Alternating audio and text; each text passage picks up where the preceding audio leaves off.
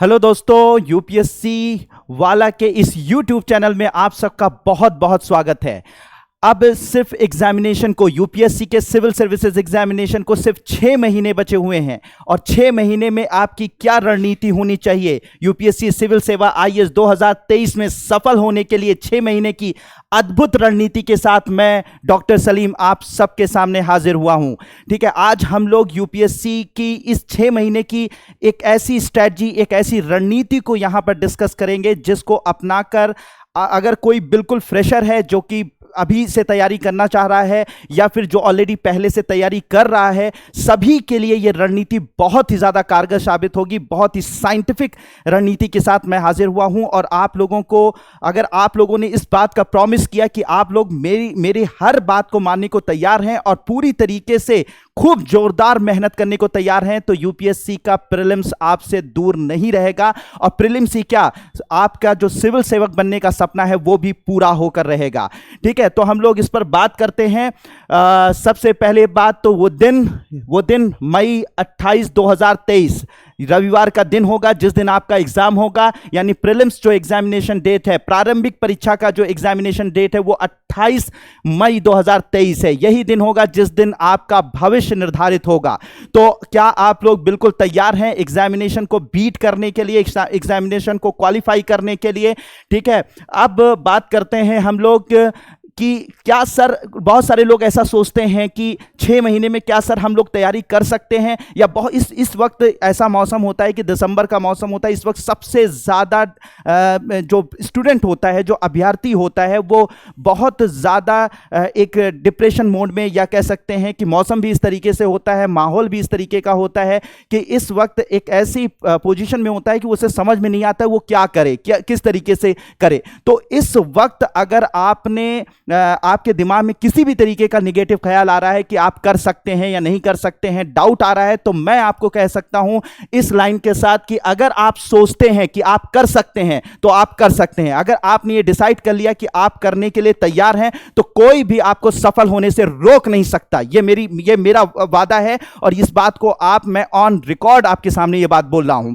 तो बात करते हैं कि अगर मेहनत हम पूरी तरीके से करने के लिए तैयार हो तो देखिए, 2 तरीके के परीक्षार्थी होते हैं जो एग्जामिनेशन की तैयारी कर रहे होंगे इस वक्त। एक वो होंगे जिनकी तैयारी जो है वो जो पिछले कई सालों से तैयारी कर रहे हैं या कुछ महीनों से तैयारी कर रहे हैं, लगातार तैयारी कर रहे हैं। एक वो अभ्यर्थी हैं जो कुछ थोड़ी बहुत मेहनत कर रहे हैं, लेकिन इस वक्त वो थोड़ा सा डिप्रेस हो चुके हैं, थोड़ा सा डाइवर्ट हो चुके हैं, थोड़ा सा उन्हें समझ में नहीं आ रहा है कि क्या हो पाएगा, डाउट में आ चुके हैं। और दूसरे अभ्यर्थी ऐसे हैं जिन्होंने अभी तैयारी शुरू ही नहीं की है, सिर्फ एक सपना देख लिया कि भाई हमें आईएएस बनना है, आईपीएस बनना है, लेकिन उन्होंने भी अपनी इसकी शुरुआत ही, एग्जामिनेशन की तैयारी की शुरुआत ही नहीं की, अभी वो सिर्फ सपनों में खोए हुए थे।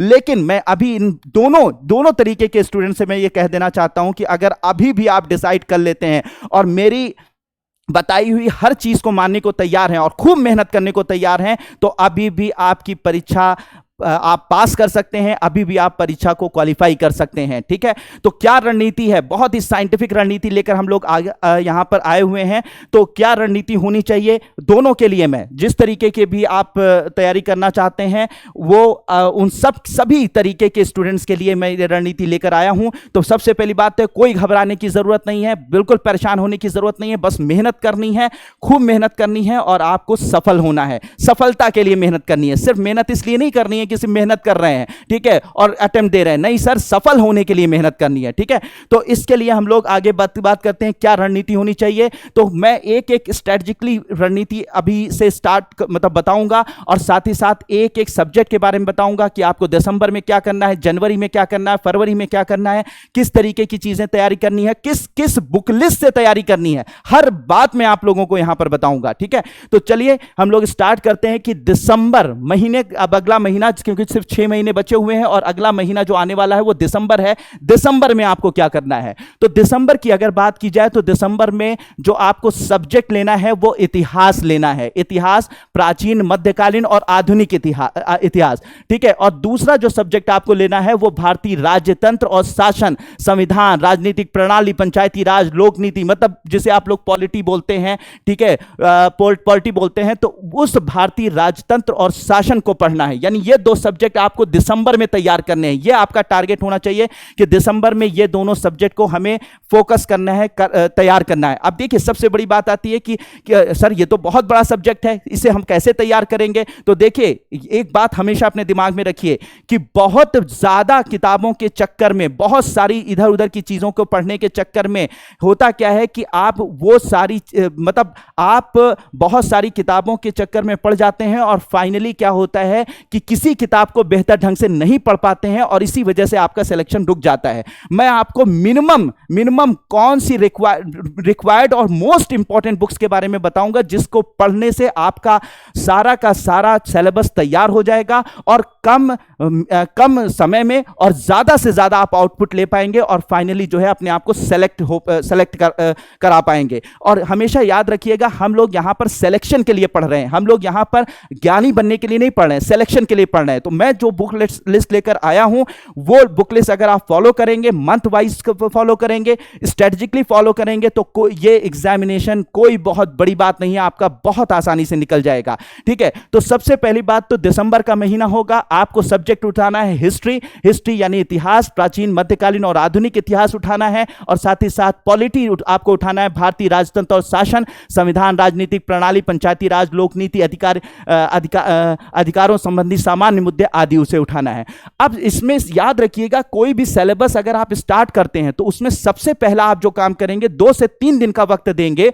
वो 2 से 3 दिन का वक्त में आप सिर्फ पिछले वर्ष के पेपर का विश्लेषण जरूर करेंगे, यानी पिछले 2-3-4 सालों में कौन सा पेपर में कैसे क्वेश्चंस पूछे जा रहे हैं। इससे क्या होता है आपको पता चलता है कि क्वेश्चन किस तरीके के बनते हैं। सिर्फ यही नहीं कि क्वेश्चन पूछे जा रहे हैं, कुछ लोग फैक्चुअल चीजें रट रहे हैं, कुछ जबरदस्ती का अपना दूसरी बुकों में परेशान है। नहीं सर, यहां पर आपको पता कैसे चलेगा कि किस तरीके का पेपर बनता है, किस तरीके के क्वेश्चंस पूछे जाते हैं। तो ये सारी बातें आपको पता चलेंगी पिछले वर्ष के जो पेपर है उसका विश्लेषण करके। पिछले कम से कम 3 से 4 सालों का पेपर लेकर देखिए कि आखिर आपकी हिस्ट्री में, आपकी पॉलिटी में या अदर सब्जेक्ट में किस तरीके के पेपर बन रहे हैं, कैसे क्वेश्चंस बनाए जा रहे हैं, फैक्चुअल होते हैं या फिर वो उसके बेस के बारे में क्वेश्चंस पूछे जाते हैं। ठीक है, मतलब बहुत सारी अलग अलग तरीके के क्वेश्चंस पूछे जाते हैं, किस तरीके का, तो वो आपको पता चलेगा पेपर के विश्लेषण के साथ।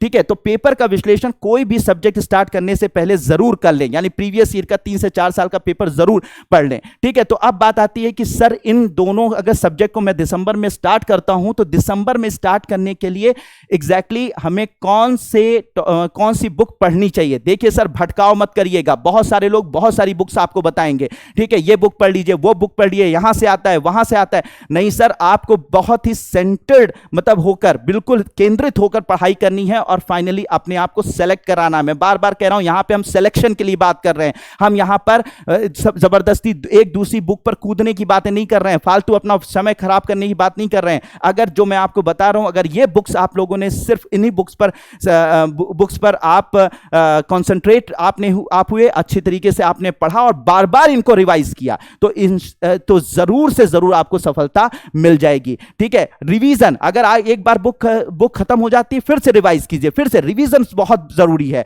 ठीक है, तो एक बुक पढ़िए, अच्छे से पढ़िए, बार बार पढ़िए, आपको सफलता हासिल हो जाएगी। ठीक है, तो कौन सी बुक पढ़नी है सर? तो इसके अंदर याद रखिएगा कि अगर हम लोग बात करें, इतिहास की बात कर रहे हैं, तो इतिहास में प्राचीन भारत की ओल्ड एनसीईआरटी, ठीक है, आधुनिक भारत की ओल्ड एनसीईआरटी और साथ ही साथ इसी तरीके से मध्यकालीन जो भारत होगा उसकी भी ओल्ड एनसीईआरटी आप लोगों को लेनी है। ठीक है, ये मार्केट में अवेलेबल है, मार्केट में आसानी से अब रीप्रिंट होकर आ रही है, आसानी से अवेलेबल है, आप इसे ले सकते हैं। ठीक है, तो ये ओल्ड एनसीईआरटी आपकी हिस्ट्री की पढ़नी है, इतिहास की ओल्ड एनसीईआरटी पढ़नी है, लाइन टू लाइन पढ़ना है, एक एक लाइन, इन बिटवीन लाइंस, यानी कि जो लाइनें हैं उसका क्या मतलब है, ठीक है, उसे पढ़ना है। ठीक है, एक क्वेश्चन आप ये उठा सकते हैं कि सर आपने शुरुआत जो है वो पॉलिटी यानी कि आप राज्य व्यवस्था और इतिहास से क्यों कर रहे हैं? क्योंकि उसका भी एक साइंटिफिक कारण है कि अगर आप राज्य व्यवस्था से या इतिहास से स्टार्ट करते हैं तो सबसे पहली बात तो इतिहास से आपको पूरे इतिहास की जानकारी मिलती है कि किस तरीके से हमारे देश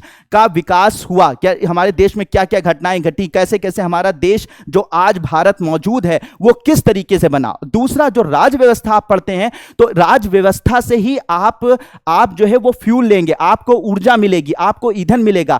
जो आईएएस बनता है, आईपीएस बनता है, जो कल फ्यूचर में आप बनने वाले हैं, उसका सारा का सारा जो आधार है वो पॉलिटी है, राज व्यवस्था है। ठीक है, तो जब आप इस सब्जेक्ट को पढ़ेंगे तो आपको पता चलेगा कि आखिर मैं आईएएस क्यों बन रहा हूं। ठीक है, एक एनर्जी भी तो चाहिए होती है, ऊर्जा भी तो चाहिए होती है कि सेलेक्ट होने के लिए, कि भाई हम जो काम करने जा रहे हैं उसमें जिसमें इतना समय दे रहे हैं, आखिर वो समय क्यों दे रहे हैं, आखिर मैं कल आईएएस बनकर क्या करने वाला हूं। ठीक है, किस तरीके से जिस पॉलिटिकल सिस्टम में, ठीक है, जिस राज व्यवस्था में मैं जाऊंगा, काम करूंगा, वहां पर किस तरीके से ये व्यवस्था काम करती है, उसके बारे में हमें आइडिया होना चाहिए। ठीक है, तो आपका इंटरेस्ट बनेगा। ठीक है, एक तो आप भारत जो आज है उसके बारे में आपको जानकारी होगी, ठीक है, उसके इतिहास के बारे में जानकारी होगी, और साथ ही साथ आपको पॉलिटी के बारे में जानकारी लेकर आपको पता चलेगा कि आप आखिर आईएएस क्यों बनते हैं, और आपका इंटरेस्ट इससे बनेगा। फिर आगे के सब्जेक्ट जो हैं वो आप इस पर ऐड ऑन करते चले जाएंगे। ठीक है, तो ये बात आपने, इसी वजह से मैंने इसको सबसे पहले रखा है। दिसंबर में आप ये पढ़ेंगे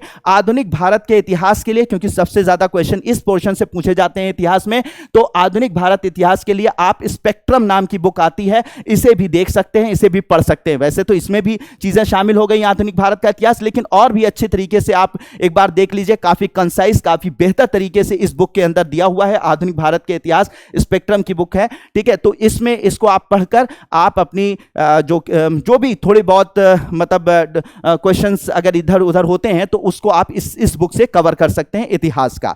अब बात आता है कि सर पॉलिटी किससे पढ़ेंगे, यानी कि राज व्यवस्था किससे पढ़ेंगे। तो याद रखिएगा, राज व्यवस्था के लिए सिर्फ एक बुक आपको पढ़नी है, किसी एनसीईआरटी पर नहीं जाना है, ना ओल्ड एनसीईआरटी ना न्यू एनसीईआरटी, किसी पर नहीं जाना है। एक ही बुक है जिसको हर एक टीचर, हर एक टॉपर बताता है कि अगर आप इसे पढ़ लीजिए, इसके अलावा किसी दूसरी बुक को पॉलिटी में, राज व्यवस्था में पढ़ने की जरूरत नहीं है। वो है एम लक्ष्मीकांत। ठीक है, ये एक तरीके की एम लक्ष्मीकांत बुक को बहुत ही इनिशियल, बहुत ही शुरुआती दौर से इस पर दिया गया है, बहुत ही आसान भाषा में दिया गया है, बहुत ही बेहतर तरीके से दिया गया है। अगर आप सिर्फ इस बुक को, राज व्यवस्था की इस बुक को पढ़ लेते हैं, इसके अलावा किसी दूसरी बुक को रेफर करने की जरूरत नहीं है, और आपको क्वेश्चंस यहीं से घूम फिर कर आ जाएंगे। देखिए, हमेशा यूपीएससी में लोग कहते हैं कि सर 2 क्वेश्चन वहां से आ गए थे, 1 क्वेश्चन इधर से आ गया था। देखिए सर, यूपीएससी की अगर मैं बात करूं तो यूपीएससी में 1-2 क्वेश्चन हर सब्जेक्ट के कहीं और से आना, मतलब जो एक रिकमेंडेड बुक्स हैं उनसे अलावा आ जाना, ये बहुत ही नॉर्मल सी बात है। तो याद रखिएगा, यूपीएससी निकालने के लिए आपको 100 में 100 नंबर नहीं लाने हैं, 100 में 100 क्वेश्चन नहीं सही करने हैं। आपको 100 में से अगर 50 से 55 क्वेश्चन अगर आपके सही हो रहे हैं तो आप जो है प्रीलिम्स क्वालिफाई कर जाते हैं। और अगर 55 क्वेश्चन से ज्यादा सही हो रहे हैं तो इसका मतलब यह है कि आपके ऊपर गारंटी लग जाती है कि आपका प्रीलिम्स कोई रोक नहीं सकता, आपकी प्रारंभिक परीक्षा कोई रोक नहीं सकता। तो आपको कहां 100 में से 100 चीजें लानी है, 100 में से आपको 55 क्वेश्चन सही करने हैं। और जब 100 में से 55 क्वेश्चन सही करने हैं तो 2-3 क्वेश्चन अगर किसी भी सब्जेक्ट में इधर से उधर से आते हैं तो आपको उसमें घबराने की जरूरत नहीं है। ठीक है, आपको उन 55 क्वेश्चन पर मोहर लगाने की जरूरत है। ठीक है, और वो इससे कवर हो जाएगा। तो आपको भारत की राज व्यवस्था तैयार करने के लिए, पॉलिटी तैयार करने के लिए एम लक्ष्मीकांत की बुक सफिशिएंट है।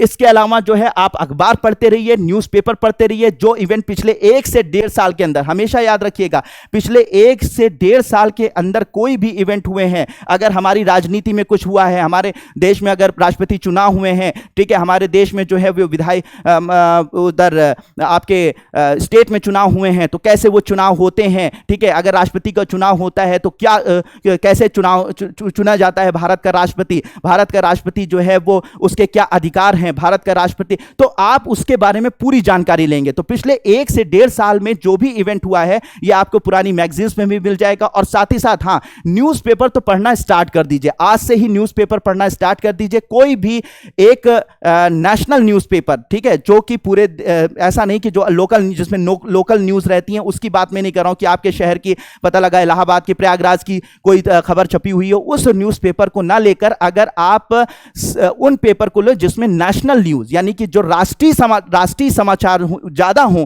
उन न्यूज़पेपर, किसी न्यूज़पेपर को आप लेकर पढ़ना स्टार्ट कर दीजिए। ठीक है, अगर आप इंग्लिश में पढ़ सकते हैं तो इंग्लिश में पढ़िए, हिंदी में पढ़ सकते हैं तो हिंदी में पढ़िए, लेकिन एक न्यूज़पेपर पढ़ना स्टार्ट कर दीजिए। सर पुराना कैसे कवर होगा, क्वेश्चन आता है कि पुराना सर वो करंट अफेयर कैसे कवर होगा। तो हमेशा याद रखिएगा, उसके लिए आप जो पुरानी मैगजीन्स हैं उनको लेकर एक मैगजीन, एक मंथ की मैगजीन मैगजीन्स उठाकर आप धीरे धीरे धीरे धीरे उनको तैयार कर सकते हैं। ठीक है, तो इस तरीके से काम हो सकता है।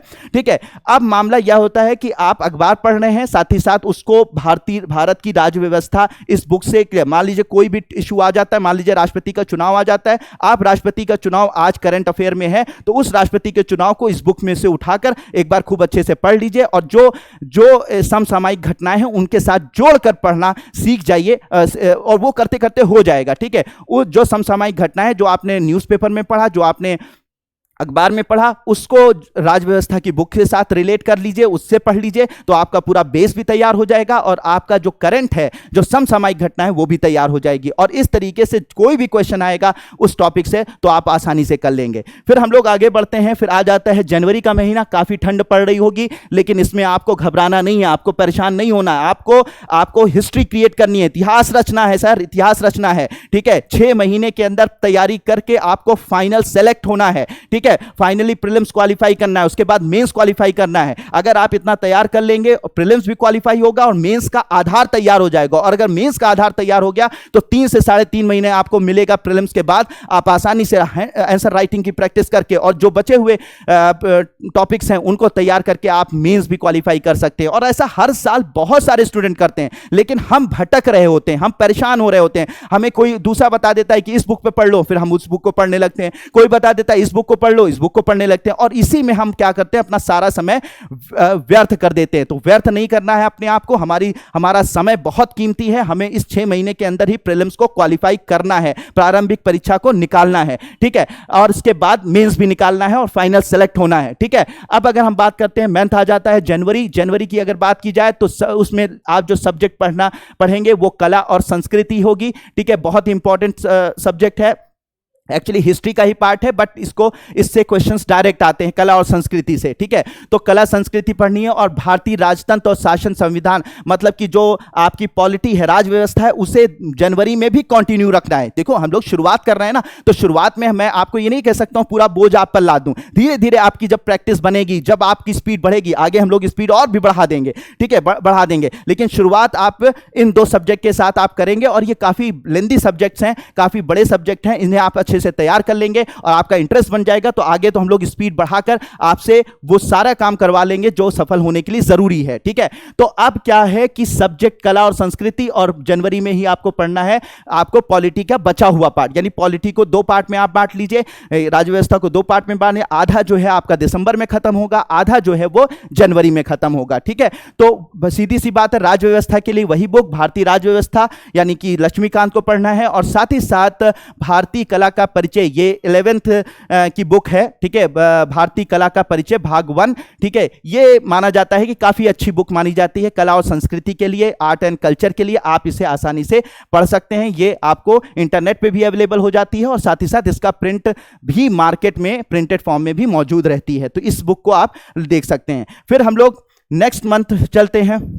नेक्स्ट मंथ आ जाता है हमारा फरवरी। ठीक है, अब फरवरी की बात की जाए और फरवरी की बात की जाए तो फरवरी में इस वक्त पूरे देश में क्या होता है, माहौल होता है थोड़ा इकोनॉमिकल माहौल होता है। इकोनॉमिकल का मतलब ये होता है कि इस वक्त जो है वाणिज्य, आर्थिक और आर्थिक गतिविधियां बहुत तेज हो जाती हैं, क्योंकि इसी के आसपास के महीने में बजट आता है, इसी के आसपास के महीने में जो है वो बजट पेश किया जाता है। पूरे देश की पूरी अर्थव्यवस्था का पूरा कह सकते हैं ना कि एक इवैल्यूएशन होता है। ठीक है, एक बार हम उसको समझने की, पूरे देश में पिछले साल क्या हुआ था, क्या किस तरीके से हुआ, ये सब चीजें जांचते हैं, परखते हैं। तो इस महीने हम लोग सीधे, जैसे देश जिस माहौल में ढला होगा उसी तरह हम भी ढल जाएंगे। और इस महीने साइंटिफिकली इसी वजह से मैंने फरवरी में रखा कि आप जो है इकोनॉमिक्स पढ़िए, आर्थिक और सामाजिक विकास के बारे में पढ़िए, सतत विकास के बारे में पढ़िए, गरीबी समावेशन, जनसांख्यिकी, सामाजिक क्षेत्र में की गई पहल, इन सब के बारे में पढ़िए। ठीक है, यानी कि इकोनॉमिक्स पढ़िए, यानी कि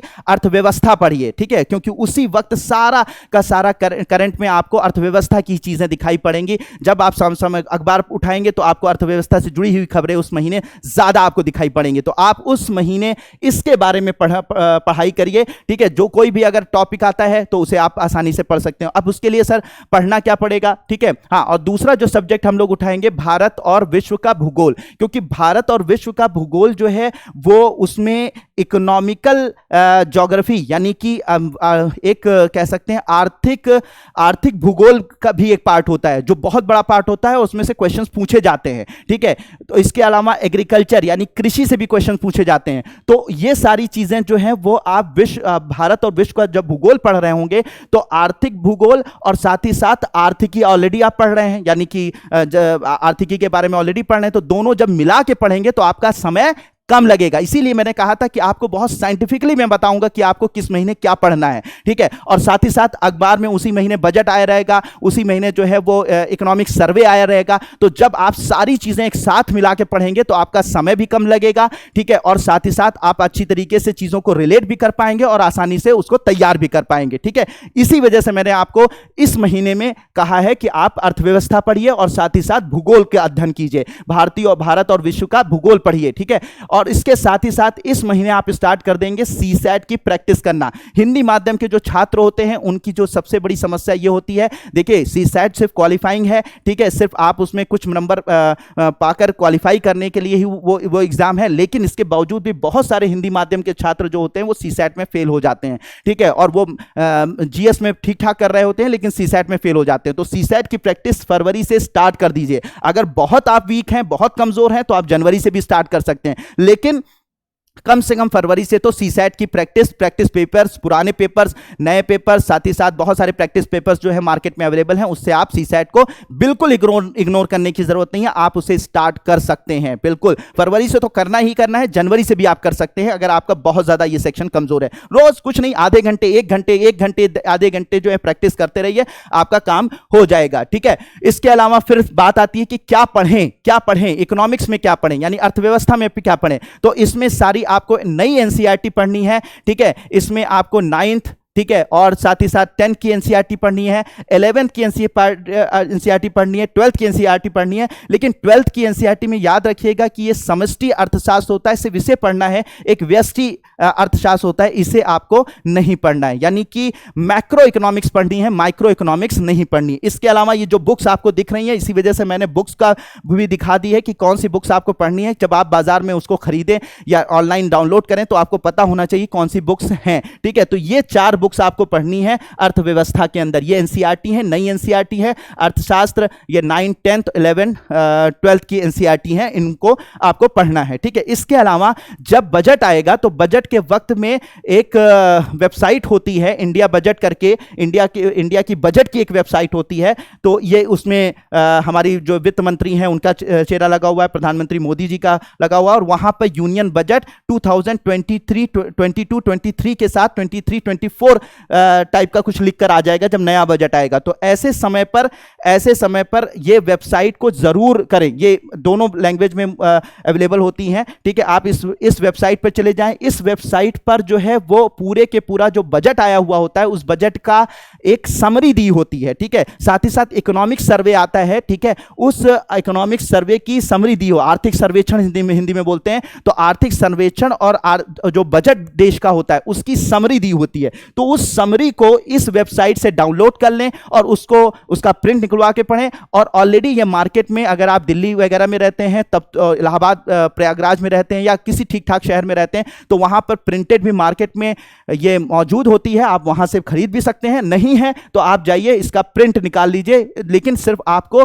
उसके सिर्फ आर्थिक सर्वेक्षण हो या फिर बजट का सिर्फ समरी पढ़नी है, बहुत डिटेल में नहीं जाना। बहुत डिटेल जाएंगे तो बहुत मोटा हो जाएगा, उसको पढ़ना बेकार है, ठीक है। आप समरी पढ़िए, सिर्फ उसका जो एक शॉर्ट में लिखा हुआ जो भाग है उसे पढ़िए, आर्थिक सर्वेक्षण का और साथ ही साथ बजट का। तो ये इस वेबसाइट पर आप चले जाइए, बजट की एक स्पेशल वेबसाइट है, उस पर चले जाइए और वहां पर जाकर बजट के बारे में आप पढ़िए, जो उस नया बजट आया हुआ है, और साथ ही साथ आर्थिक सर्वेक्षण की समरी पढ़िए, याद रखिए समरी आपको पढ़नी है, ठीक है। ये सारी चीजें, तो एक इकोनॉमिक्स पढ़ रहे हैं आप, ठीक है, और साथ ही साथ आप आर्थिक बजट पढ़ रहे हैं और साथ ही साथ आर्थिक सर्वेक्षण पढ़ रहे हैं। अब आता है कि सर भूगोल में क्या पढ़ें, तो भूगोल में याद रखिएगा, भूगोल में सारी नई एनसीईआरटी आपको 11 12 की सही सारी नई एनसीईआरटी पढ़नी है। ये सारी नई एनसीईआरटी हैं जो आपको दिख रही हैं 11 और 12 की, यानी कि 11वीं और 12वीं कक्षा की ये नई एनसीईआरटी है, इसको आपको पढ़ना है, ठीक है। ये चारों जो बुक्स आपको दिखाई पड़नी है,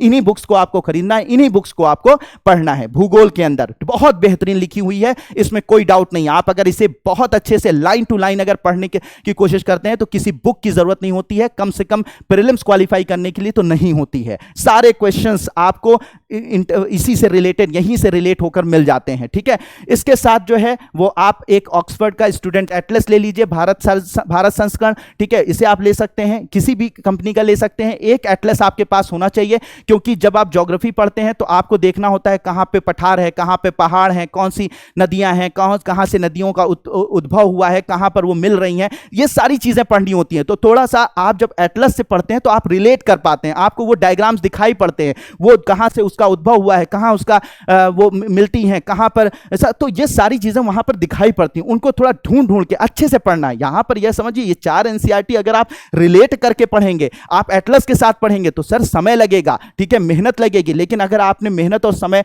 निकालने के लिए तैयार है तभी आपको सफलता मिलेगी, ठीक है, और मिलेगी, जरूर मिलेगी। आप कोशिश करिए। आप आज तक आप क्या पढ़ते रहे हैं मुझे नहीं मतलब है, ठीक है। आज से मैं आपको जो चीजें बता रहा हूं, आप इतना करके अगर इन बिटवीन लाइंस पढ़ने की कोशिश करिए तो कोई भी आपको सफल होने से रोक नहीं सकता, ठीक है। तो ये बुक्स है एनसीईआरटी की, जिसे आपको पढ़ना है, साथ ही साथ स्टूडेंट एटलस के साथ पढ़ना है। इधर उधर भटकाव मत करिएगा, ये बुक्स काफी सफिशिएंट हैं आपके एग्जामिनेशन को क्वालिफाई कराने के लिए, ठीक है। तो ये ज्योग्राफी हो गई, तो आपको पॉलिटी हो गया, हिस्ट्री हो गई, साथ ही साथ आपका ज्योग्राफी और इकोनॉमिक्स यानी कि आपकी अर्थव्यवस्था, और साथ ही साथ भूगोल मैंने आपको बता दिया। हाँ, फिर से मैं बता रहा हूं, करंट अफेयर न्यूज़पेपर पढ़ते रहेंगे। न्यूज़पेपर में अगर कोई भूगोल से संबंधित कोई भी नई जानकारी आती है, कोई भी समसामयिक घटना घटती है, तो उसे आप जरूर रिलेट करके पढ़ें, क्योंकि अगर समसामयिक घटनाओं में कोई ऐसी घटना हुई है जो भूगोल से संबंधित है तो उस पर क्वेश्चन बनने की संभावना बढ़ जाती है, याद रखिएगा,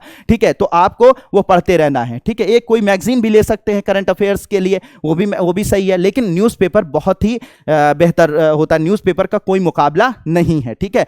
अब बात करते हैं, हम लोग आ जाते हैं, मंथ कौन सा होगा, मार्च मंथ होगा, ठीक है। अब इस वक्त सब्जेक्ट कौन सा आप उठाएंगे, पर्यावरण और पारिस्थितिकी यानी एनवायरमेंट की बात हम लोग करेंगे, और साथ ही साथ विज्ञान और तकनीकी की बात करेंगे। मैंने ये सब्जेक्ट इस महीने क्यों उठाया, क्योंकि ये दोनों सब्जेक्ट जो हैं वो करंट अफेयर बेस्ड होते हैं, हाईली करंट अफेयर बेस्ड होते हैं, यानी कि समसामयिक घटनाओं से संबंधित करके ही क्वेश्चन इसमें से पूछे जाते हैं। इसी वजह से मैंने और इसमें क्वेश्चन जैसे मान लीजिए मई में एग्जाम है, तो हो सकता है अप्रैल तक के क्वेश्चंस आपसे, अप्रैल तक का समसामयिक घटनाएं जो हैं इन सब्जेक्ट से संबंधित समसामयिक घटनाएं आपसे पूछी जा सकती हैं। तो आप जब यहां से इसको पढ़ते हैं तो आपका क्या होता है, पिछला करंट अफेयर से आप रिलेट कर लेते हैं, यानी पूरा का पूरा रिलेट करें, तो आपको नए से करंट अफेयर अपडेट नहीं करना पड़ता। ऑलरेडी यहां तक जब आप पढ़ेंगे तो आप करंट अफेयर जो पिछला होगा उसको रिलेट करते हुए याद करेंगे, उसको पढ़ेंगे, समझेंगे, तो डेफिनेटली आपका क्वेश्चन जो है आपको फिर इसकी करंट अफेयर में दोबारा बार बार मेहनत करने के लिए, बार बार इसका करंट अफेयर पढ़ने की बहुत ज्यादा श्रम नहीं करना पड़ेगा, बहुत ज्यादा मेहनत नहीं करनी पड़ेगी। इसीलिए मैंने सबसे लास्ट में इन दोनों सब्जेक्ट को रखा, विज्ञान और तकनीकी और साथ ही साथ पर्यावरण और पारिस्थितिकी। हाँ, साथ ही साथ आप सीसैट करते रहेंगे, मैंने आपको सीसैट पहले ही बता दिया था, सीसैट करते रहेंगे, और साथ ही साथ इस महीने से मॉक टेस्ट का अभ्यास भी करेंगे। मॉक टेस्ट का अभ्यास का मतलब ये हो जाता है कि आप प्रीवियस ईयर के क्वेश्चन पेपर उठा सकते हैं, या फिर नए मॉडल, बहुत सारे क्वेश्चन पेपर मार्केट में अवेलेबल होते हैं, तो आप उसे भी उठा सकते हैं, उससे भी आप काम कर सकते हैं, ठीक है। तो मॉक टेस्ट का अभ्यास करते रहें, सीसैट ऑलरेडी आप कर रहे हैं, ठीक है। अब बात आती है कि साइंस एंड टेक्नोलॉजी यानी कि विज्ञान और प्रौद्योगिकी की अगर बात की जाए, और आपके पर्यावरण पारिस्थितिकी में क्या पढ़ा जाए, तो सबसे पहली बात याद रखिएगा, पर्यावरण पारिस्थितिकी में एनसीईआरटी के 4 चैप्टर हैं, ठीक है। एक एनसीईआरटी के 4 चैप्टर हैं, एनसीईआरटी के 4 चैप्टर हैं, ठीक है। और ये क्लास 12 कक्षा 12 की जो एनसीईआरटी है उसमें पारिस्थितिकी के 4 चैप्टर हैं, 11, 14, 15, 16, या इसमें ठीक से नहीं दिखाई दे रहा है, ठीक है। तो पारिस्थितिकी वो लास्ट 4 चैप्टर हैं, ठीक है, 4 जो हैं वो हैं, उन्हें ही आपको पढ़ना है, ठीक है। पारिस्थितिकी ये कक्षा 12 में आपको मिलेगा। इसके अलावा विज्ञान और तकनीकी के लिए जैव प्रौद्योगिकी, यही कक्षा 12 में ही जैव प्रौद्योगिकी का भी चैप्टर मौजूद है, इसको भी आप पढ़ सकते हैं विज्ञान और तकनीकी के लिए, ठीक है। विज्ञान और तकनीकी में ये आपकी काफी मदद करेगा, क्योंकि बायोटेक्नोलॉजी से रिलेटेड क्वेश्चन जरूर पूछे जाते हैं, जैव प्रौद्योगिकी से संबंधित क्वेश्चन जरूर पूछे जाते हैं। तो आप इसके आधार को तैयार करने के लिए यहां से आप आधार तैयार कर सकते हैं कक्षा 12 की एनसीईआरटी से। इसके अलावा मानव कल्याण में जीव विज्ञान, ये भी चैप्टर जो है इकाई 8 है, इकाई 9 है और इकाई 10 है, यानी कि कक्षा 12 की इकाई 8, इकाई 9, इकाई 10 आपको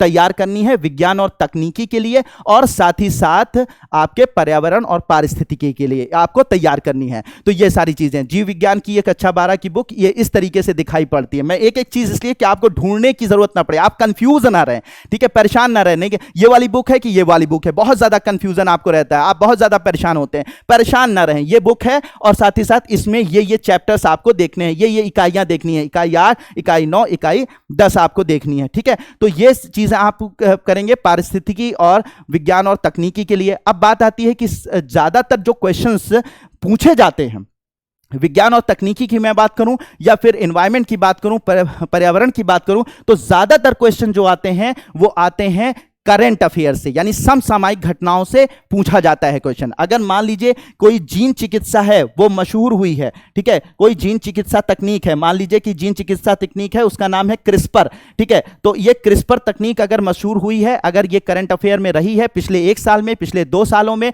तो इससे संबंधित क्वेश्चन पूछे जाने की संभावना होगी। इसके आधार पर भी क्वेश्चन बनेंगे और इसकी समसामयिक घटनाओं में कोई नई चीज अगर जुड़ी होगी तो उससे भी संबंधित बनेंगे। मान लीजिए अगर ये करंट अफेयर में रहा, तो कोई भी टॉपिक अगर करंट अफेयर में रहता है, कोई भी टॉपिक अगर समसामयिक घटनाओं में रहता है, तो उसके आधारभूत ज्ञान भी आपको होना चाहिए, यानी उसका बेस भी आपको क्लियर होना चाहिए कि भाई अगर जीन चिकित्सा कर रहे हैं तो जीन क्या है, ठीक है, और चिकित्सा क्या है, ठीक है, और जीन से चिकित्सा कैसे की जाती है यह भी पता होना चाहिए, और जीन चिकित्सा की इस तकनीक क्रिस्पर के बारे में भी आपको पता होना चाहिए। समझ रहे हैं? मतलब एक टॉपिक मान लीजिए करंट अफेयर में आपने पढ़ा क्रिस्पर, अब क्रिस्पर क्या है, इसमें लिखा हुआ जीन चिकित्सा से संबंधित है ये, तो आप थोड़ा पढ़िए जीन चिकित्सा क्या है, चाहे गूगल से पढ़िए, चाहे आप कोई अच्छा नोट्स उठा लीजिए। मुझे लगता है कि कुछ वीडियोस हैं, हम लोग रेगुलर वीडियोस लाते रहेंगे, ठीक है, ऐसे बहुत सारे टॉपिक्स के बारे में, उन वीडियोस को इस यूट्यूब चैनल पर देखिए, और फिर उनके जब आधार आपका क्लियर हो जाए तो फिर उसके बाद आप उसको समसामयिक घटनाओं के साथ रिलेट करके पढ़ना सीख जाइए। और ऐसा क्योंकि नई तकनीकों से ही क्वेश्चन पूछा जाता है, तो कोई एक पर्टिकुलर बुक नहीं है, कोई ऐसी बुक मैं आपको नहीं बता सकता हूं कि आप इस बुक को पढ़ लेंगे तो वहां पे सब कुछ दिया होगा, क्योंकि ज्यादातर क्वेश्चन विज्ञान और तकनीकी में पूछे जो जाते हैं वो आपके समसामयिक घटनाओं से पूछे जाते हैं। और बुक्स जो होती हैं, जो विज्ञान और तकनीकी की बुक लिखी गई हैं यूपीएससी के लिए, वो अपडेटेड पूरी तरीके से नहीं रहती हैं, ये समस्या है, ठीक है। अभी मान लीजिए 6 महीने पहले कोई घटना हुई, उसके बारे में आपसे पूछ लिया, अब जो बुक छपी है वो पिछले 2 साल पहले या 1 साल पहले छपी है, तो वो उस चीज से रिलेट नहीं कर पाएगी और क्वेश्चन यहीं से पूछ लिए जाएंगे। तो इसलिए मैं आपको कोई बुक रिकमेंड यहां पर नहीं कर रहा हूं। हां, अगर बेस के लिए कुछ आपको पढ़ना है तो एनसीईआरटी की ये जो मैंने इकाइयां बताई हैं इसे आप पढ़ लीजिए। इसके अलावा 9वीं 10वीं की भी पढ़ सकते हैं, लेकिन वो बहुत ज्यादा हेल्पफुल होंगी ऐसा मैं नहीं कह सकता हूं, लेकिन हां आपका आधार बनाएंगे तो आप कक्षा 9 कक्षा 10 की भी एनसीईआरटी पढ़ सकते हैं, ठीक है। और कक्षा 12 की एनसीईआरटी में क्या पढ़ना है मैंने आपको बता दिया, ठीक है। और साथ ही साथ समसामयिक जो भी घटनाएं घट रही होंगी विज्ञान और तकनीक से जुड़ी हुई, ठीक है, उसका थोड़ा सा बेस, उसका थोड़ा आधार समझने के लिए इंटरनेट का सहारा लें, वीडियोस का सहारा लें, साथ ही साथ अगर कोई नोट्स हैं, कोई टीचर हैं तो उनका सहारा लीजिए, ठीक है, जिससे कि आप आधारभूत बातें समझ पाएं और फिर उसको समसामयिक घटनाओं के साथ रिलेट करके तैयार कर लें, और विज्ञान और तकनीक में क्वेश्चन वहीं से पूछे जाएंगे। बात समझ में आ रही है? जैसा मैंने आपको एग्जाम्पल के साथ बताया। इसी तरह से एनवायरनमेंट का भी होता है, पर्यावरण के बारे में भी होता है। पर्यावरण में भी बहुत सारे बदलाव होते रहते हैं, बहुत सारी जो हैं योजनाएं आती रहती हैं, बहुत सारे ऐसी मीट्स होती रहती हैं, ठीक है। तो उन सब के बारे में भी आपको जानकारी रखनी है और उनको पुराने से, उनके आधार से, यानी कि जो उनका बेस होता है, जो उनकी बेसिक नॉलेज होती है उसके साथ रिलेट करके आपको पढ़ना है, ठीक है। तो इस तरीके से आप देखेंगे मंथ मार्च में आपने क्या क्या किया, पर्यावरण पढ़ा, विज्ञान और तकनीकी पढ़ रहे हैं, करंट अफेयर के साथ साथ पुराने करंट अफेयर को भी रिलेट करेंगे, पुराने करंट अफेयर के साथ पढ़ रहे हैं, ठीक है। और फिर उसके बाद आप एनसीआर उसमें इसके अलावा समाचार आप पढ़ ही रहे हैं, रेगुलर समाचार पढ़ रहे हैं और साथ ही साथ करंट अफेयर्स पढ़ रहे हैं, मैंने बता दिया। और एक मैगजीन होती है उसे भी आप पढ़ सकते हैं, ठीक है। पिछले 4-5 महीनों की मिल जाए आप एक बार पढ़ डालिएगा, 6 महीने की 7 महीने की मैगजीन जितना मिल जाए आप एक बार पढ़े। पतली सी मैगजीन होती है, उसको पढ़ने में आपको समस्या नहीं होनी चाहिए। और वो मैगजीन है विज्ञान प्रगति, ठीक है। पुरानी मैगजीन भी अवेलेबल है, मार्केट में भी अवेलेबल है, साथ ही साथ इंटरनेट पे भी आप मंगवा सकते हैं। और इसे पढ़िए, काफी अच्छी मैगजीन होती है क्योंकि गवर्नमेंट स्पॉन्सर्ड होती है ये, तो आसानी से इस पे से क्वेश्चंस पूछने जाने की संभावना बढ़ती है, ठीक है। और बहुत ही बेसिक से बहुत ही आधारभूत चीजों को समझाया जाता है, अलग अलग तरीके के इश्यूज आते हैं। तो आप विज्ञान और प्रौद्योगिकी को तैयार करते हुए विज्ञान प्रगति को भी देख सकते हैं, ठीक है। इसमें कभी कभी पर्यावरण से जुड़े हुए मुद्दे भी डिस्कस किए जाते हैं, तो इसमें ये काफी अच्छी मैगजीन, तो अगर आप पढ़ना चाहें तो आप इसे पढ़ सकते हैं, ये ऑप्शनल है, पढ़ना चाहें तो आप पढ़ सकते हैं, ठीक है। तो और साथ ही साथ आप सीसैट जो है वो प्रैक्टिस कर ही रहे हैं। सीसैट आपको रोज अब थोड़ा सा सीसैट जो है बढ़ा देना है, जहां पे पहले आधे घंटे 1 घंटे आप प्रैक्टिस कर रहे थे, अब 2 घंटे 1.5 घंटे का वक्त निकालिए। और साथ ही साथ मॉक टेस्ट भी देते रहिए, मॉक टेस्ट पेपर्स को भी करते रहिए। फिर उसके बाद हम लोग पहुंच जाएंगे नेक्स्ट मंथ में, और वो नेक्स्ट मंथ होगा आपका अप्रैल। अब अप्रैल महीने में जब आप पहुंचेंगे तो आपको कुछ नई चीजें नहीं पढ़नी है, बल्कि अब रिवीजन मोड में आ जाना है। जो चीजें हमने पढ़ ली एक बार, सब आधार तैयार हो गया, आपने थोड़ा सा रिलेट करके पढ़ लिया पुरानी समसामयिक घटनाओं के साथ, अब जो है हमें रिवीजन मोड में आ जाना है। बिल्कुल सर, रिवीजन मोड में आ जाना है। अब रिवीजन में ये जो लास्ट समय तक आप नई चीजों को ऐड करने में लगे रहते हैं ना, ये आपके लिए खतरनाक साबित हो जाता है। अब आपको रिवीजन मोड में आ जाना है, धीरे धीरे रिवीजन मोड में अब आ जाना है। और इस महीने जो है वो इंडिया ईयर बुक, यानी कि इंडिया ईयर बुक आती है, भारत 2023 आएगी, भारत 2023 के नाम से आएगी वो बुक हिंदी में, ठीक है। तो भारत 2023 इंडिया ईयर बुक जो है उसके इंपॉर्टेंट फैक्ट, सिर्फ इंपॉर्टेंट चैप्टर्स जो हैं वो आपको तैयार करने हैं। कैसे, कौन सी चीजें तैयार करनी है, कौन सी चीजें नहीं तैयार करनी है। अगर आपको ये वीडियो बहुत हेल्प कर रहा है तो आप बताइएगा, कमेंट में बताइएगा। हम लोग नए नए वीडियोस, किस तरीके के और भी वीडियोस आपको चाहिए होंगे, आप कमेंट में बताइएगा। हम जरूर कोशिश करेंगे कि आपको बेहतर वीडियोस दे पाएं जो आपकी तैयारी के लिए बहुत ज्यादा फायदेमंद हो पाए और आपको सफल करा पाए, ठीक है। तो कमेंट बॉक्स में जरूर बताइएगा, ठीक है। तो आपको मंथ अप्रैल के अंदर इंडिया ईयर बुक जो भारत 2023 के नाम से आएगा उसको आपको, ये कुछ इस तरीके की बुक होगी, हिंदी में लिखा होगा भारत 2023, ठीक है। इसके इंपॉर्टेंट फैक्ट्स को, इंपॉर्टेंट चैप्टर्स को पढ़ना है, ठीक है। इसके अलावा इग्नोर, मैं कहता हूं हमेशा कि आप कभी भी लूसेंट के पावर को अंडरस्टिमेट मत करिएगा, ठीक है। कभी नहीं, कभी नहीं। बहुत सारे फैक्चुअल क्वेश्चन, क्योंकि आपने ऑलरेडी अब भूगोल पढ़ लिया, आपने इतिहास पढ़ लिया, आपने पर्यावरण पढ़ लिया, आपने विज्ञान तकनीक पढ़ ली, आपने लगभग सारे इंपॉर्टेंट जितना भी सिलेबस के जितने भी कोर चैप्टर थे सब पढ़ लिए, ठीक है। जितने भी चैप्टर थे, जितने भी सब्जेक्ट थे, सब पढ़ लिए हैं। अब जो फैक्चुअल नॉलेज होती है, कम से कम 10 से 15 क्वेश्चन, 20 क्वेश्चन ऐसे होते हैं यूपीएससी के पेपर में जो बिल्कुल फैक्चुअल टाइप के हो जाते हैं, ठीक है। और उसको अक्सर जो पढ़ा लिखा बच्चा होता है उसे सही कर देता है, और जो नहीं कर पाता 20 वहीं से वो बाहर हो जाता है। तो मैं कभी भी इसकी पावर को अंडरएस्टिमेट नहीं करता हूं, क्योंकि ऑलरेडी आप सारे सब्जेक्ट के आधार आपका तैयार हो चुका है, आपका बेस क्लियर हो चुका है, आप बहुत अच्छे से पढ़ चुके हैं। तो फैक्चुअल चीजों को पढ़ने के लिए जल्दी जल्दी एक तरीके से रिवीजन तरीके का भी हो जाएगा। रिवीजन मोड में खूब तेजी से जल्दी जल्दी पढ़ जाइए। कोई नया फैक्ट मिल जाता है उसे नोट कर लीजिए, उसे याद कर लीजिए, नोट्स बनाते रहिए, ठीक है। नोट्स बनाते सारा पढ़ने, एक बार आप रिवाइज कर लेंगे तो रिवाइज कर लेंगे, कोई किसी तरीके की कोई प्रॉब्लम नहीं आएगी, बहुत तेजी से रिवीजन होगा। देखो, दिक्कत उनको आती है लूसेंट पढ़ने में जो कि शुरू से ही लूसेंट पढ़ना चाहते हैं। भाई आपका आधार पता ही नहीं है, आपको कुछ विज्ञान तकनीकी के बारे में, आपको इतिहास के बारे में, किसी के बारे में कुछ आइडिया ही नहीं है। और जब आइडिया ही नहीं है तो आप जब लूसेंट पढ़ते हैं तो वो बहुत बोरिंग हो जाता है, और साथ ही साथ आपको समझ में भी नहीं आती है, और फैक्ट रट पाना सबके बस की बात नहीं होती है, ठीक है। और फैक्ट रटने से सिर्फ फैक्चुअल क्वेश्चन यूपीएससी पूछता भी नहीं है, सीधी सी बात। 10 से 15 क्वेश्चन फैक्चुअल पूछेगा, बाकी सब तो आपके आधारभूत जो आपकी समझ होगी किसी भी सब्जेक्ट की उस पर पहुंचेगा, ठीक है। तो आप उसे क्वालिफाई, तो लूसेंट से काम नहीं चलेगा, लेकिन हाँ लूसेंट ऐड ऑन कर सकता है, आपके रिवीजन में हेल्प कर सकता है, ठीक है। आपका जो रिवीजन करेंगे उसमें हेल्प कर सकता है। तो आप एक जल्दी, और जब ऑलरेडी आपका तैयार होगा तो बहुत तेजी से ये खत्म होगी, ठीक है। तो लूसेंट से जो फैक्चुअल चीजें होती हैं उसको निकालते जाइए। एक बार पढ़ डालिए, एक चैप्टर राज्य व्यवस्था उठाया आपने, विज्ञान और तकनीकी उठाया आपने, जो है वो आपने जो है वो भूगोल उठाया, फैक्चुअल चीजें आपने जल्दी जल्दी देख ली, तो रिवीजन मोड में आप इसे पढ़ सकते हैं, ठीक है, पढ़ सकते हैं और ये वाकई में हेल्पफुल होगी, ठीक है, हेल्पफुल होगी। तो रिवीजन मोड में आप पढ़ेंगे। इसके अलावा जो है विषयवार रिवीजन आप कर ही रहे हैं, विषयवार रिवीजन में आप इससे भी रिवीजन कर सकते हैं, नहीं जो आपने नोट्स बनाए होंगे या जिस बुक में आपने अंडरलाइन किया होगा उससे रिवीजन कीजिए, और इसको वीकली करिए। वीकली का मतलब एक हफ्ते आपने मान लीजिए राजव्यवस्था पढ़ लिया, तो अब अगले हफ्ते जो है वो हिस्ट्री पढ़ लीजिए, ठीक है। फिर उसके बाद आपने जो फिर अगले हफ्ते या 5 दिन जो है आपने विज्ञान और तकनीकी पढ़ ली, तो फिर उसके बाद आप जो है वो पर्यावरण पढ़ लीजिए। इस तरीके से ऐसे रिवीजन सारे सब्जेक्ट जो है वो बारंबार आपको रिवाइज होते रहे, आपको बार बार उसका मतलब रिवीजन होता रहे। तो इसके लिए आपको हफ्ते हफ्ते में या 5-5 दिन का स्लॉट बना लीजिए और उसको रिवाइज करते रहिए। जो आपने ऑलरेडी पढ़ रखा है बुक से, मैं ये नहीं कह रहा हूं लूसेंट से ही से पढ़िएगा, आपने जो ऑलरेडी बुक पढ़ रखी है, एनसीईआरटीज पढ़ रखी है, जो पुराना पढ़ रखा है, उन सारी बुक्स में जहां पर या तो आपने अंडरलाइन किया होगा या नोट्स बनाए होंगे, अगर नोट्स बनाया है तो नोट से पढ़िए, और अगर अंडरलाइन किया है तो अंडरलाइन तरीके से पढ़िए, वो आपका तरीका हो सकता है। इसके साथ आप लूसेंट को एक अलग रख दीजिए कि 1 घंटे मुझे जो टॉपिक मैं पढ़ रहा हूं, मान लीजिए हिस्ट्री पढ़ रहा हूं, तो हिस्ट्री के फैक्ट देखने के लिए जल्दी आपने हिस्ट्री के फैक्ट्स भी देख लिए, और आपने वो हिस्ट्री का जो आपने एनसीईआरटी पढ़ी थी उसका भी रिवीजन कर लिया, और हिस्ट्री के फैक्ट्स, इसके फैक्ट्स भी देख लिए।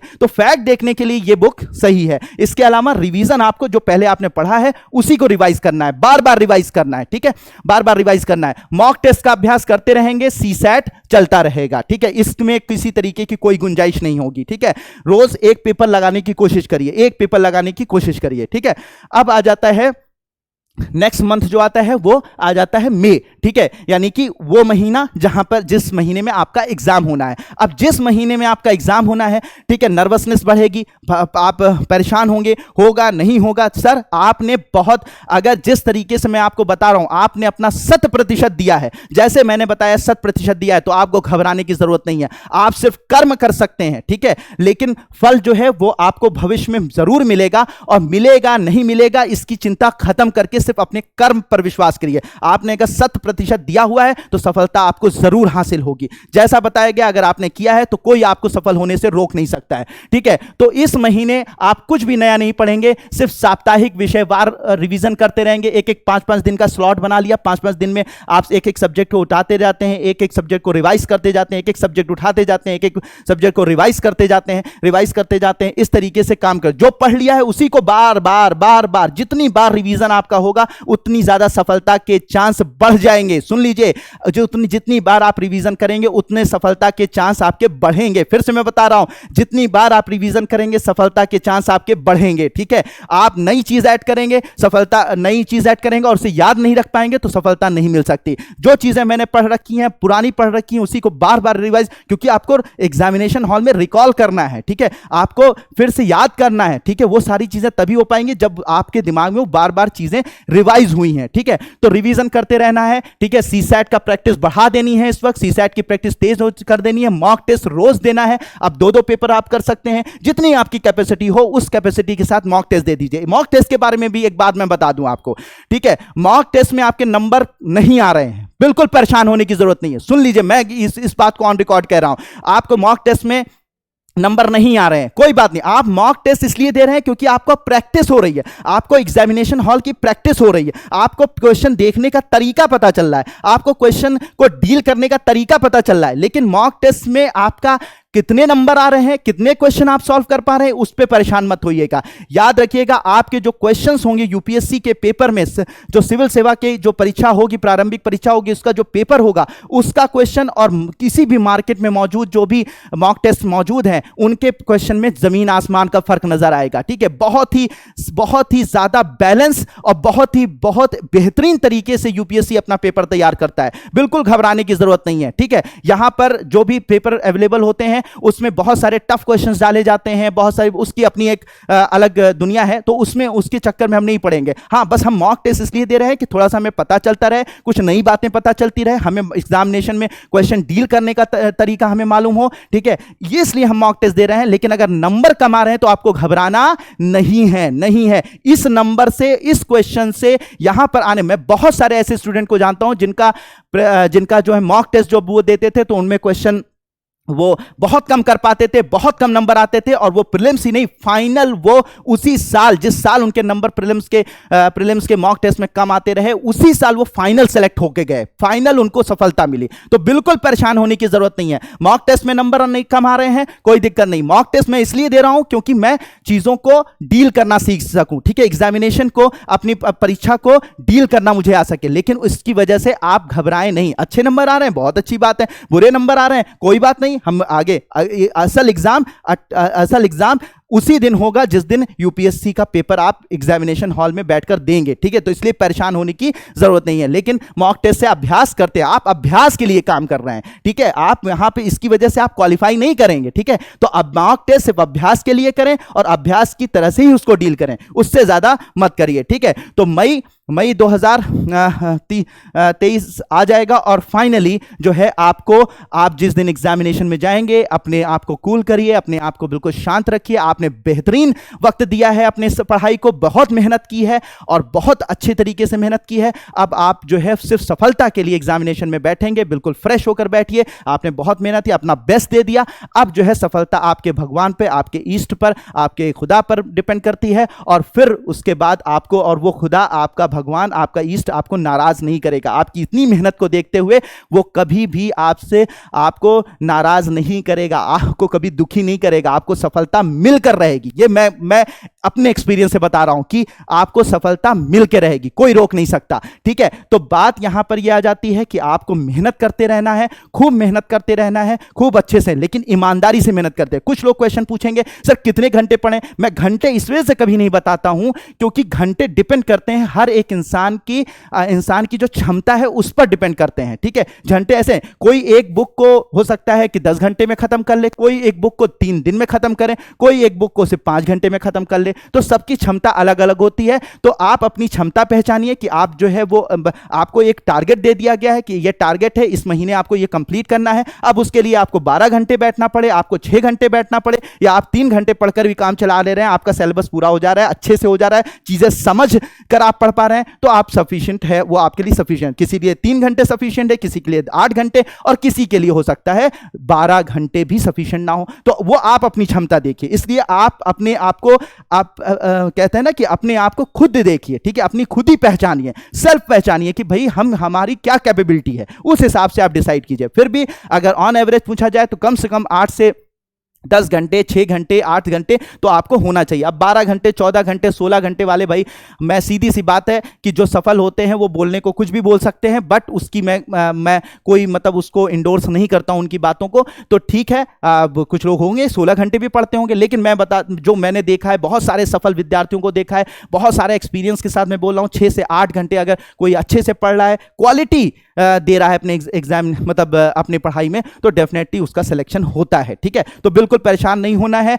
तो अब लग जाना है। तो और विवेकानंद जी की, स्वामी विवेकानंद जी की उस बात को याद रखना है कि उठो, जागो और तब तक मत रुको जब तक लक्ष्य की प्राप्ति ना हो जाए। इसी मंत्र के साथ अब लग जाइए और पूरा दम लगा दीजिए और पूरी तरीके से लग जाइए। कोई भी चीज ऐसी मत छोड़िए जो आपकी असफलता का कारण बने, ठीक है। ये 6 महीने का वक्त है, सिर्फ 6 महीने में आपको निकालकर इतिहास रचना है, आपको हिस्ट्री क्रिएटर बनना है, ठीक है। याद रखना है, ठीक है। और याद रखना है कि आपके पास बहुत बड़ा लक्ष्य है, ठीक है, और आपको किसी तरीके से डाइवर्ट नहीं होना है। थोड़ा सा हेल्थ का भी ध्यान रखना है, थोड़ा सा अपने शरीर का भी ध्यान रखना है, ठीक है। थोड़ा सा एक्सरसाइज करिए, कम से कम 1 घंटे अपने शरीर को थोड़ा सा भागिए, थोड़ा सा अपने आप को फ्रेश करिए, क्योंकि एक शरीर, बेहतर शरीर में कहते हैं ना कि बेहतर शरीर में बेहतर जो मस्तिष्क रहता है। तो बेहतर शरीर को बनाने के लिए थोड़ा सा जॉगिंग कीजिए, थोड़ा सा सुबह शाम टहलिए, ठीक है। दोस्तों से भी बात कीजिए, ऐसा कुछ भी नहीं है, आपको बहुत प्रेशर लेने की जरूरत नहीं है। प्रेशर से क्या होगा, चीजें खराब होंगी।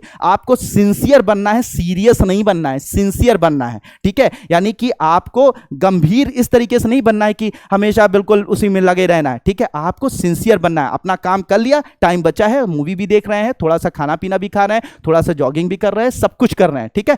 तो बहुत अच्छे से आप करिए और मुझे पूरा यकीन है कि आप कर दिखाएंगे, ठीक है। तो अगर कर दिखाएंगे, कितने लोग मेरे साथ तैयार हैं इस जर्नी के लिए, इस 6 महीने की स्ट्रेटजी के साथ चलने के लिए तैयार हैं? कमेंट बॉक्स में कमेंट कीजिए, अभी कमेंट कीजिए, ठीक है। और आगे के कौन सी वीडियोस आप चाहते हैं, किस तरीके के वीडियोस चाहते हैं, ठीक है, और किस तरीके के वीडियोस हम लोग लेकर आए उसके बारे में भी कमेंट कीजिए, ठीक है। Thank you so much. May God bless you all.